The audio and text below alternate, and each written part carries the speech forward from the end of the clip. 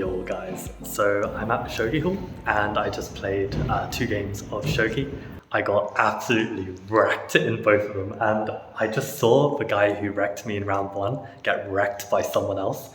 So it's going to be brutal. I think actually the session I've showed up for is 1 Dan and above.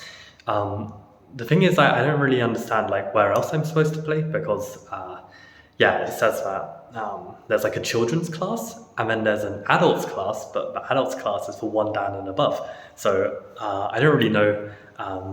I think they said like foreigners are welcome, so I think like I am welcome here and they seem happy for me to be here. I just said, I'm 1 Dan on 81 Dojo.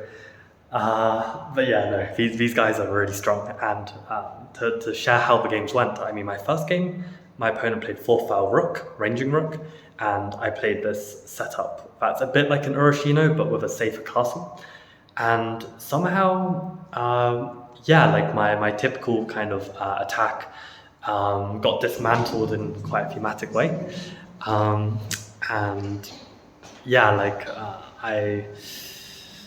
just didn't get anything going. So on the second game, I decided to. This video I'll show you. Yeah, this was the guy who beat me actually in round 1. Yeah. Maybe I tired him out. I'm not sure. But yeah, like I see. Yeah, just a quick video to check if you want to beat. This was the receptionist who let me. I will come back in 1 minute. Yeah. Okay. Yeah, so for game 2, because I didn't really get an attack going in game 1, I decided just to go all out on the attack, play this Urashino, and attack very quickly. And unfortunately, my attack was just slightly dubious, and my opponent just completely handled it beautifully. Like, I'm sure I could have done better, but I didn't see any chances to come back. I was really looking for any chance of counterplay, just couldn't see any. So it looks like my opponent is waiting for me, so I better get back to play my 3rd game. So very excited to see how that goes. Okay.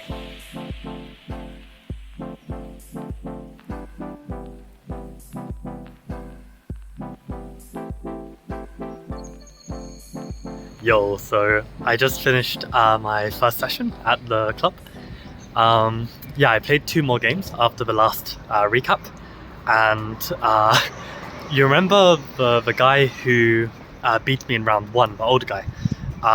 So I mentioned that he got like smashed by this younger dude, and I ended up having to play that younger dude. So I ended up playing him twice because after the first game where I obviously lost, there was only time for like a shorter game. So we were playing like 15 minutes plus 30 seconds a move. As in 30 seconds Byoyomi, which is a word I still can't pronounce, so if Carolina is watching, please remind me how to pronounce the word. So basically I lost both games, but actually the first game I played against him, I had a fantastic position, and I reached an attack where it actually led to a repetition, in the sense that basically I could capture his silver, he could capture me back, I then drop the silver, he then drops the silver, and there's this like repetition there. But I couldn't for the life of me remember what happens in a repetition. Do I lose? Or is it a draw? Like what even happened? So I decided to play something different. Because he was confidently just repeating the position, right? And I was thinking like, I would love to get a draw, because I mean, I get like a match scorecard or something, so it would be great to like get like a half point on there instead of just zeros. But yeah, no, I played a different move and ended up losing. But after the game, I asked him like what would have happened if a draw, and he said like basically you just repeat the game straight after, and you just swap Sente and Gote. So I don't think the match gets recorded as a draw, it's just like a redo immediately. So maybe I should have gone for that, but he said afterwards like I shouldn't have even like gone for the draw. Like I had a way I could have dropped like a knight in a promising position, and created some even bigger attack, which I just completely didn't see. Yeah, the move I played instead was like so much worse. So yeah, no, this was cool. So basically, yeah, learned a lot from this session. I mean, my first game when I got smacked by the old guy, he taught me like, yeah, I played some defensive move, which was just suboptimal compared to a different defensive move I could have played, which he then showed me after. So yeah, I learned some like tangible things, and yeah, it was rough though. It was rough. They were very strong, and I think what I learned as well is that if I want to play players a bit closer to my level, it turns out, yeah, there are just 2 sessions. One is for kids and one is for 1 dan and above. But they said that like because there's some overlap between the adult 1 dan and above session and the kids session, if I want to play people a bit closer to my level, then I should just show up to the adult cup earlier, because then I can get some games against the kids, and it's kind of like this unspoken rule that like yeah, the stronger players stay until the end, and as a weaker player, I mean, you can stay until the end, no problem, but yeah, it looks as if like the weaker players kind of drop off as the session goes along. So yeah, it's kind of a cool system that the classes overlap a bit. And yeah, I'm gonna head off to go get some ramen actually. I mean, one of my chess students, he's actually from Hokkaido, or he's half Japanese, and yeah, his family were giving me some tips as to what to check out, where to eat. So I'm gonna take one of their recommendations on Ramen Alley and try some more ramen. So that's the plan, and yeah, glad to play. And actually, it's like some kind of I guess holiday period right now. So actually, the Shogi Institute is even open this Monday and Tuesday, which most weeks it wouldn't be. So yeah, normally it's just a weekend thing. So yeah, I'll basically be back for some more. So yeah, probably some more updates on the next time I go play. So yeah, lots of fun.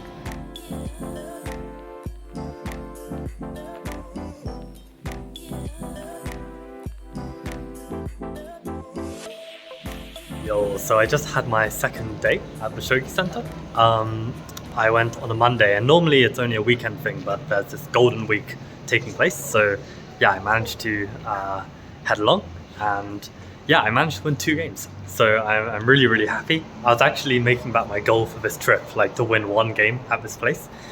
And yeah, I think, I mean, the first game I played, I was playing this guy. I don't know what level he is. Maybe on the score sheet, like I can translate it and find out. But yeah, I managed to. It was a very close game, and I managed to just get the better of him. And I mean, so many times I was going down to my final second to make a move, and yeah, just managed to beat him in the end. So it was a really good fight, and I actually felt like because after my day 1 on Saturday, I actually tried to remember some of the games, input them on the Shogi, and run some computer analysis. I kind of learned some better ways to play, and yeah, I was able to use some of those like moves and ideas in the game. So yeah, I think like, yeah, that really helped because we got into a similar opening and similar middle game. So yeah, this was great. And then my second game, I was playing this old timer, and yeah, I mean, he kept forgetting to press his clock, and I kept reminding him. But when we got into Byoyomi, there was this moment where yeah, he played his move. He went to press the clock, but he was just way too slow, and he just flagged. And okay, I mean, I can't do too much there, and it's a shame because I mean, the position again was very interesting. I have no idea who was better. So yeah, I won game 2, and then game number 3. Again, it was the same opening as my first game and one of my games yesterday, and I felt really confident, but I knew what I was doing, and I managed to outplay him. And this one, I was like, oh my god, I'm gonna go free for free. Like this is going really, really well, and I played it really, really well. And then he went for this like last ditch attack, and as soon as I played this defensive move, I realized I had such a simpler defensive move just to make an exit for my king, and I just saw it. Like if I had an extra 5 seconds, I think I would have seen it. So I missed this, and because I missed this, then my king had to go in the other direction, and I ended up getting mated. And I noticed actually my calculation was really bad actually, like in 2 moments in this game where like I miscalculated because I forgot which piece goes into his hand. Like he would capture my gold with a silver or something, and I forget that he gets a gold in his hand. I'm thinking he gets a silver in his hand or something like this. Some weird, I guess, chess brain, mishap. So this actually led to me getting mated faster than I probably would have done. But I think I'd already messed it up by that point. I think if I just found this exit, then yeah, I'm just easily winning. So unfortunately, it does feel a bit bad that I messed up this last game, because I mean yesterday, I fought hard. I lost all 4 games, but I didn't feel like I messed anything up. I mean, to be fair, like my positions were always on the back foot, so I couldn't mess anything up, right? I was always fighting. But yeah, today I actually got a fantastic position, which I was then able to mess up. So yeah, I guess this is like a similar kind of situation as in chess as well, where you can have these 2 ends of a stick. But yeah, no, all in all, I am definitely happy that I managed to win 2 games. So I'll need to think of a new goal for next week. Or even tomorrow. I might even play tomorrow. It's the last like bank holiday, essentially, for this Japan holiday. And yeah, I'm actually going to be off to try some Aono food. I think that's what they call it. It's like this native indigenous tribe to Hokkaido. And I think there's still a population, but it's quite low-key now in some rural parts of Hokkaido. So I'm going to try the food, because there's actually an anime that is based in Sapporo and Hokkaido, and this tribe is very much a big part of the anime. I think the anime is called Golden Kamuy. I've watched like several episodes now. And yeah, I decided to watch it because it's based in Sapporo and it's got some good reviews. But yeah, so I'm excited to try this food. Maybe I'll get a video of it as well. Okay, see you.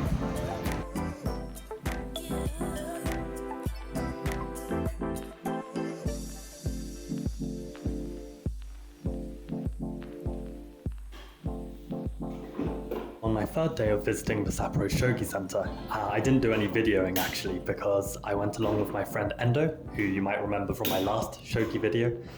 And I actually lost my 1st game, won my 2nd game, and lost my 3rd game. And I was very happy with my 2nd round win, because I actually lost to this player on my very 1st day at the Sapporo Shogi Center. So I really thought I'd never ever beat this guy, but I managed to beat him, and it was an interesting one, because I got completely outplayed again, but he let his guard down, and it was basically taking a bit too long to beat me, and it basically allowed me to generate a very sneaky plan to fight back, and he basically just missed my rook sacrifice, or maybe I sacrificed the dragon. I can't quite remember, but yeah, I managed to beat him. So this was quite a surprise. And it's actually really interesting the way I won that 2nd game, because it really reminded me of how I used to play as a junior in chess, when I'd constantly get outplayed positionally, have completely hopeless positions, but manage to find a way to have a little something to turn the tables. And I think generally, when you're in such bad positions, your opponents do kind of take the foot off the gas, and that would give me that chance to get back into it. So yeah, it was an interesting feeling, like playing these kind of games, which I haven't played in a long time with chess, now that my chess is a lot better. So yeah, it was quite a nostalgic feeling. But yeah, kind of crazy how I managed to beat this guy because yeah, typically I really shouldn't, given our gap in terms of our understanding and knowledge of shogi.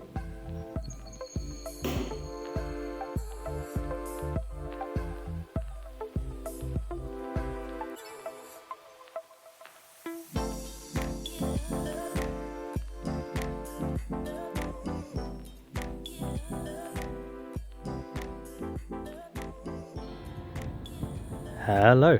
So yeah, I just finished my last session at the Shogi Sapporo Club, and I'm just walking through a park on the way back to the train station. But yeah, I had to take like a week and a half off from playing Shogi, just to focus on work obligations and yeah, like some more chess. And it's interesting because I felt like my shogi ability completely flopped. And I think, like, yeah, in all three of my games today, basically I would have like some interesting position, but yeah, I just played the wrong move order for the attacks. And every time I would play the wrong one, immediately after playing and seeing my opponent's unexpected response, I'd suddenly be like, oh man, I should have done it the other way, and then I would have got more. So yeah, kind of a frustrating last session for my own shogi, but it was quite a fitting end in the sense that I got to play Endo in the final round. So yeah, Endo showed up for the last session that I'd be there. So yeah, good to get crushed by him one last time. But yeah, like I think it's so hard to keep up like a competent level in two different board games. So well, I mean, actually I'm heading to Kyoto next, so the shogi continues. Oh my god, there's so many midgies in the air, like I feel like I'm eating them as I talk. But yeah, no, I mean, this Sapporo trip has been absolutely lovely, and I think as a place to live, it could be really nice. Like, I mean, not that I have any opportunity to live here permanently, but just like, yeah, it's such a neat little city, and yeah, it's been such a pleasure to just be a part of this ecosystem here for even just a few weeks. So yeah, I'll probably film some more shogi in Kyoto, but yeah, it's been fun. I definitely feel like I've learned some new motifs and gotten a bit stronger, and just reminded me and humbled me how difficult this game is. So yeah, I hope you found this account of my time in Sapporo interesting, and yeah, more videos to come as always. Okay, see you guys another time. Bye. Yo guys, so this is actually my last night in Sapporo, and I thought that my shogi saga had come to an end, at least in Sapporo. But yeah, I went to this bar, and as I mentioned in the video, I had some bear meat and deer meat, and that was a real experience. And I found that there's another bar in Sapporo that also sells bear and deer meat, but they're apparently very big shogi fans at this restaurant, at this bar.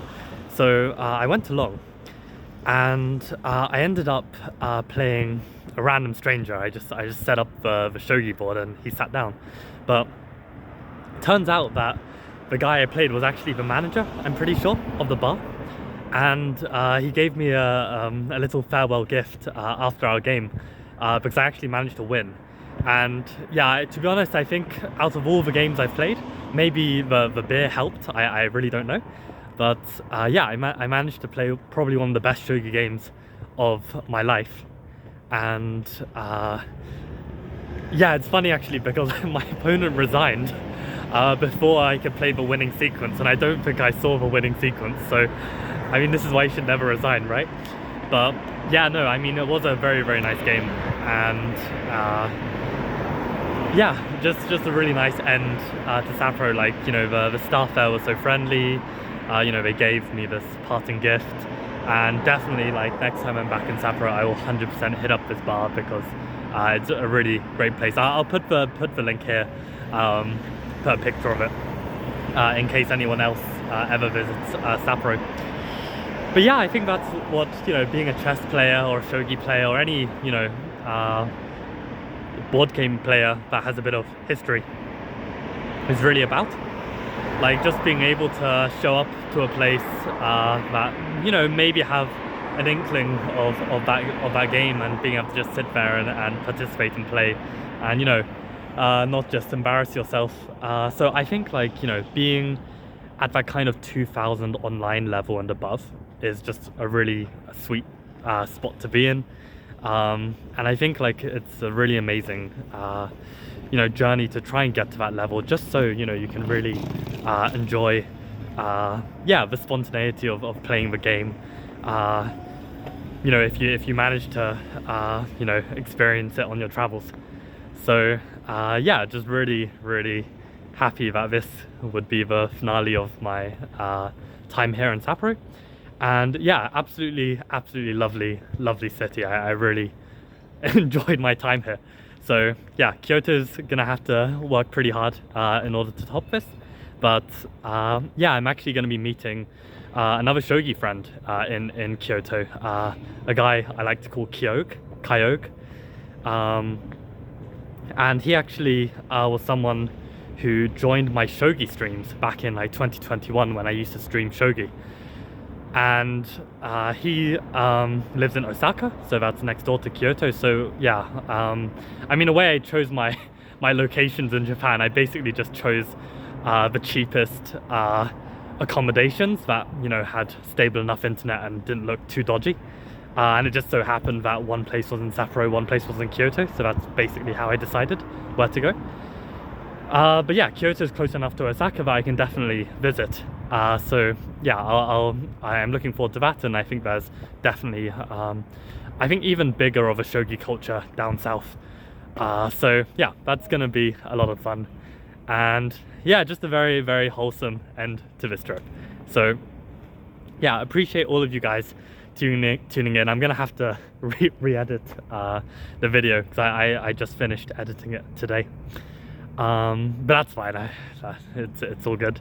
And actually, yeah, tonight, well, this morning at 5 AM, I'm gonna have to play this Chess Mood Grand Prix, so I'll probably take a nap. I think pulling an all-nighter to play it is pretty damn awful. But yeah, no, chess is a great game. Shogi is a great game, and yeah, just glad that I can be a part of this. So yeah, thank you guys all for tuning in, and thank you everyone who supports this channel. Like, you know, it's really chaotic content, and you know, I appreciate you supporting this, even though, you know, it's like really random stuff. So yeah, appreciate you guys, and yeah, let's smash this Chess Mood Grand Prix that takes place tonight. Probably by the time I upload this, it's already happened, been and done. But yeah, see you guys around. Thanks for watching. Bye.